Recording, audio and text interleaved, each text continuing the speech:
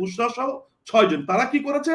তারা বলেছে যে ঢাকা সিটি যেহেতু খুব ক্লামজি শহর এবং এখানে ছোট্ট একটি জায়গার ভিতরে আমরা অসংখ্য মানুষ বসবাস করি, সেই জায়গায় এই ফাউন্ডেশন থেকে যখন নর্থ সিটি কর্পোরেশনকে তারা অফার করেছে এবং তখন তারা সেটি গ্রহণ করেছে এবং আমাদের দেশের এই যে সামগ্রিক যে পরিস্থিতি সেটি সম্পর্কে আমার ধারণা এটি যে বুশরার একটু নলেজ কম ছিল, অথবা সে এটি মাথায় না নিয়ে সামগ্রিকভাবে মেডিকেল সায়েন্সের ফ্যাক্টর থেকে সে এটি বলেছে।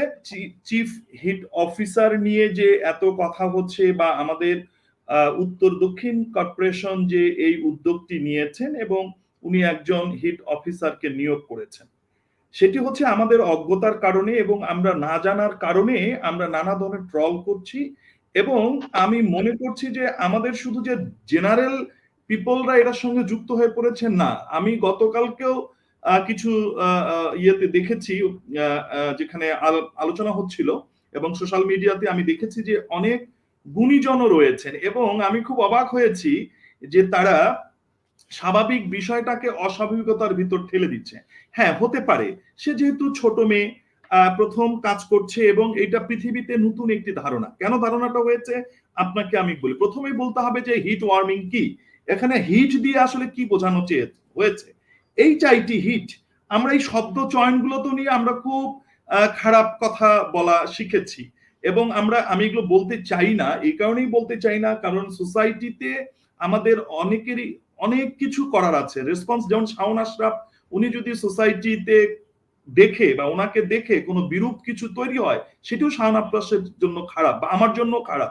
তো এই ভেদাভেদ গুলো আমরা আর তুলনা করছি না মনির। আমি বলি সেটি হচ্ছে যে এই হিটকে আসলে ওয়ার্ম বা উষ্ণতার সাথে তুলনা করা হয়েছে। যে আপনার যদি ধারণা থাকে যে আমাদের উত্তরে যে আইস এফেক্ট আছে সেটি কিন্তু গলে যাচ্ছে, ফলে কি হচ্ছে, এটি অনেক আগে থেকেই বলা হচ্ছে যে আমাদের পৃথিবীর উষ্ণতা বেড়ে যাচ্ছে এবং 2050 সাল নাগাদ 4 ডিগ্রি সেলসিয়াস আমাদের তাপমাত্রা বেড়ে যাবে। অর্থাৎ ধরেন এখন যদি আপনার টেম্পারেচার, নর্মাল টেম্পারেচার যদি 40 থাকে, তাহলে 2050 সালের মধ্যে এটা 44 ডিগ্রিতে উঠে যাবে, এটা নর্মাল টেম্পারেচার। তাহলে কি হয়েছে, 2021 সালে প্রথম অ্যান্ড্রেন আর্থ রক ফেলার ফাউন্ডেশন নামে একটি অর্গানাইজেশন রেজিলিয়েন্স সেন্টার তারা ওপেন করেছে। এই রেজিলিয়েন্স হচ্ছে সহনশীলতা শেখানো বা স্থিতিস্থাপকতা। যে আমরা এখন ধরেন যে আপনি যদি মনির প্রতিদিন 1 চামচ করে গরম পানি আপনার মুখে সহ্য হতে হতে একটা সময় এরকম হবে যে আপনি অনেক ফারেনহাইটের গরম পানি আপনি খেয়ে ফেলতে পারবেন। তার মানে প্র্যাকটিস করা। সেই রেজিলিয়েন্সটাই তৈরি করার জন্য, মানুষকে সচেতন করার জন্য এই ফাউন্ডেশন কাজ করছে 2021 সাল থেকে। এবং প্রথম তারা চিফ হিট অফিসারকে একজন নিয়োগ করেছেন এবং আজকে পর্যন্ত আমরা যদি নর্থ সিটি কর্পোরেশন ধরি, সিটি সহ এই পৃথিবীতে 6 জন মাত্র এই চিফ হিট অফিসারকে নিয়োগ করা হয়েছে। তার মধ্যে প্রথম যিনি নিয়োগপ্রাপ্ত হয়েছিলেন তিনি হচ্ছেন জেনি গিলবার্ট, ইনি ফ্লোরিডাতে নিয়োগপ্রাপ্ত হয়েছেন। এই কেন তাদেরকে নিয়োগ করেছে? একটি চ্যারিটি অর্গানাইজেশন, তারা কাজ করছে পৃথিবীর উষ্ণতা নিয়ে, উষ্ণতাটাকে কিভাবে কমানো যায়। তার মানে আমরা জানি যে আমাদের যে আমরা যে ইন্ডাস্ট্রিয়াল অর্থাৎ শিল্প বিপ্লবের পরে উন্নয়ন যে দেশগুলো রয়েছে, তারা সবচেয়ে বেশি কার্বন নিঃসরণ করে কিন্তু ইউএসএ। তার মানে আমাদের ওজনের স্তরে গিয়ে এটিকে প্রভাব বিস্তার করছে।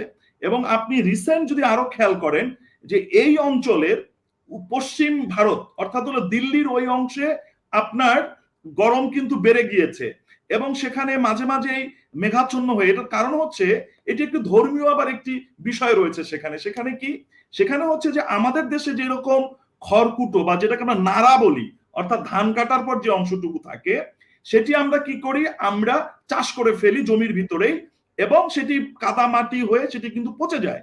পশ্চিম ভারতে তারা এটি করে না, তারা কি করে, এটাকে আগুন জ্বালিয়ে দেয়, পুড়ে ফেলে, সেখানেও কিন্তু ধোঁয়া তৈরি হয় বা এই যে আমরা যেটা কার্বন যে নিঃসরণ হচ্ছে সেটি ঘটছে।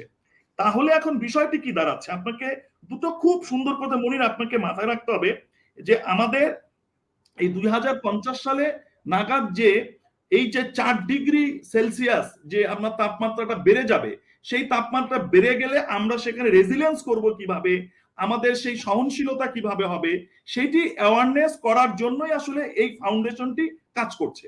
সেখানে দেশে তাদের প্রথমবারের মতো চিফ হিট অফিসার হিসেবে গত বছর নিয়োগ পান বুশরা আফরিন।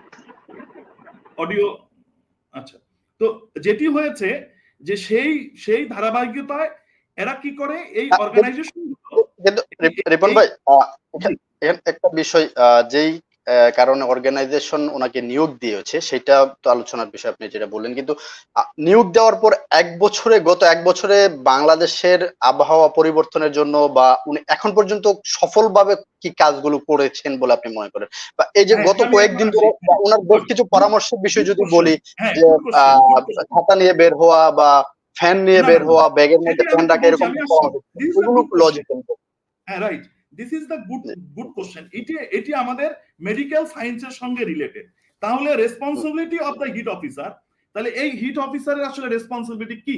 এই ফাউন্ডেশন বলছে তারা কি করবে, রাইজিং দ্য অ্যাওয়ারনেস। এই যে আমাদের পৃথিবীর উষ্ণতা বেড়ে যাচ্ছে, আমাদের কার্বন নিঃসরণ বেশি হচ্ছে, আমাদের কার্বন নিঃসরণ কমাতে হবে, এবং সিটিজ যে ডেভেলপ হচ্ছে, আমরা সিটিগুলোকে যে এরকম করে ইট পাথরের কংক্রিট দিয়ে আমরা তৈরি করে ফেলছি, আমরা কোনো স্পেস রাখছি না, আমাদের যে 25 থেকে 30% যে আমাদের বনায়ন থাকার কথা সেগুলো থাকছে না, সেই অ্যাওয়ারনেসটা বিল্ড আপ করা, এদের হচ্ছে প্রথম রেসপন্সিবিলিটি। দ্বিতীয় রেসপন্সিবিলিটি হচ্ছে যে আইডেন্টিফাই দ্য কমিউনিটি। যে আমরা এখানে ধরেন 3-4 আপনি সহ আমরা 4 এখন কথা বলছি, তাহলে আমরা যদি 4 ধরনের কমিউনিটিকে যদি আমরা রিপ্রেজেন্ট করি, তাহলে এই 4 ধরনের কমিউনিটিকে তাদেরকে আইডেন্টিফাই করতে হবে যে কোন জায়গাগুলোকে আমাকে বেশি অ্যাওয়ারনেস করতে হবে। দ্বিতীয় নাম্বার হচ্ছে ওয়ার্ক ইমপ্রুভমেন্ট প্ল্যানিং, যে আমরা কাজগুলো এমন ভাবে করব যেন আমাদের ওয়ার্ম না হয় বা উষ্ণতা যেন বেড়ে না যায়, এইভাবে আমাদের কাজ করা। দ্বিতীয় হচ্ছে কোঅর্ডিনেটেড করা, অর্থাৎ হলো যে সমস্ত স্টেক হোল্ডার আছে, ধরেন ইটের ভাটা আছে, ধরেন ইন্ডাস্ট্রি আছে, তো তাদের সঙ্গে স্টেক হোল্ডারদের সাথে আপনার কোঅর্ডিনেশন করা। তারপরেরটা হচ্ছে ইমপ্লিমেন্টেশন দ্য লং টার্ম, যে একটা আপনি ইচ্ছা করলে আজকে ঢাকা শহরের বিল্ডিং ভেঙে আপনি কিন্তু বাগান করে দিতে পারবেন না, আপনি ইচ্ছা করলে একটা ইন্ডাস্ট্রিকে আপনি কিন্তু দূরে সরে নিতে গিয়ে আপনি পারবেন না, তার মানে এটা লং টার্ম প্ল্যান করতে হবে। এইগুলো হচ্ছে একজন হিট অফিসারের রেসপন্সিবিলিটি, এইটি দিয়ে তারা কিন্তু কাজ করছে। তাহলে কেন তাদেরকে এই অ্যাপয়েন্টমেন্ট করা হলো?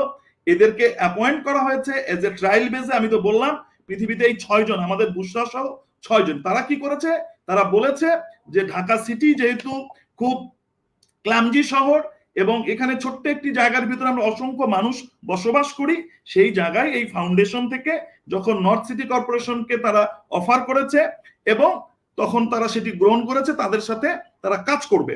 এবং এখানে বুশরা আফরিনকে নিয়োগ করা হয়েছে, যেহেতু উনি এই বিষয়ে পড়াশোনা করেছে, ওনাকে করেছে। এটি গেল, আমি বললাম যে এই ফাউন্ডেশনটি কিভাবে যুক্ত হয়েছে এবং এই হিট অফিসারদের কাজ কি, তারা কি করবে। এখন বুশরার ক্ষেত্রে আমি আসি, যেটি নিয়ে আপনি আসলে প্রশ্ন করলেন যে আমাদের তার এই ইয়েতে বলা ঠিক হয়েছে কিনা, অমুক হয়েছে কিনা। এটি অভিজ্ঞতার একটি বিষয়। সেটি কি হয়েছে যে উনি যে লেভেলে পড়াশোনা করেছেন, যে এনভায়রনমেন্টে পড়াশোনা করেছেন, সেই এনভায়রনমেন্টটি ওনার মাথা থেকে উনি সরাতে, কারণ উনি স্ট্র্যাটেজিক প্ল্যানার হিসাবে কাজ করছেন।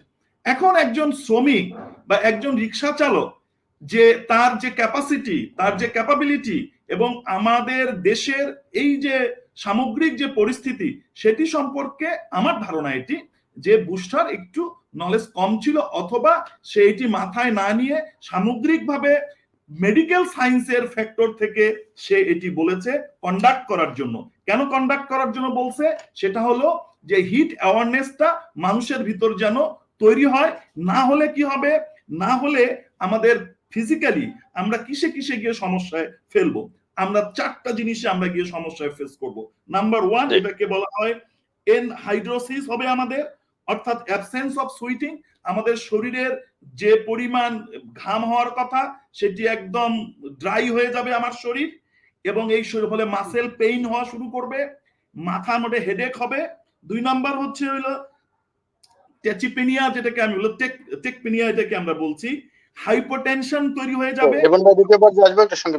আমি শেষ করে দিচ্ছি। হাইপোটেনশন শুরু হয়ে যাবে এবং ট্যাচিকার্ডিয়া হয়ে যাবে, অর্থাৎ হার্ট যথেষ্ট পরিমাণ ব্লাড পাবে না। এই জায়গাটিকে সে হয়তোবা হেলথের সাথে বলতে গিয়ে উনি বলেছেন যে আমাদের সাথে আমরা যখন আউটডোরে যাব, যেহেতু টেম্পারেচার বেশি, তাহলে আমাদেরকে এই জিনিসগুলো রাখলে আমাদের শরীরকে আমরা আসলে ঠিক রাখতে পারবো। বুশরা আসলে এই সেন্স থেকে, আমি আমার থেকে পারসেপশন থেকে আমি বলছি, এইটা থেকে সে বলেছে, কিন্তু মানে সামগ্রিক মানুষকে হিট থেকে দূর করার জন্য না, উনি অ্যাওয়ারনেস কন্ডাক্ট করার জন্য এই কথাটি বলেছে। এটি আমার ব্যক্তিগত মতামত।